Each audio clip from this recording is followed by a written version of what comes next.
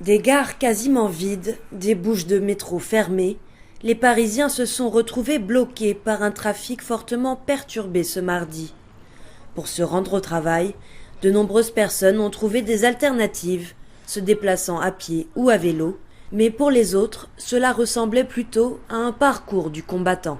Il y avait des métros qui étaient tellement remplis qu'on ne pouvait pas trouver de la place, des bus aussi, donc on devait attendre et tout. C'est très très compliqué. Et après, je habite à Paris, c'est pas facile. C'est pas facile. Pour des gens qui travaillent, qui ont envie de travailler comme nous, c'est très compliqué. Et maintenant, je pense que vont entrer chez moi presque à 6h30. C'est tout. C'est compliqué.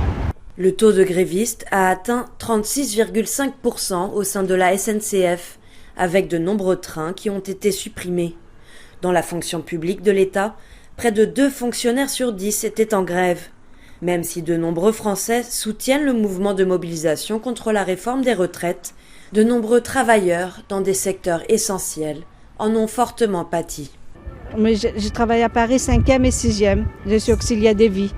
Donc c'est pas facile pour nous non plus. Et donc dans votre travail, c'est compliqué aujourd'hui? Très très compliqué.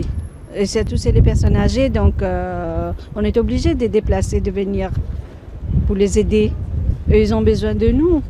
De nombreuses professions ont rejoint le mouvement de grève ce mardi. Et les salariés en colère ne comptent pas s'arrêter là.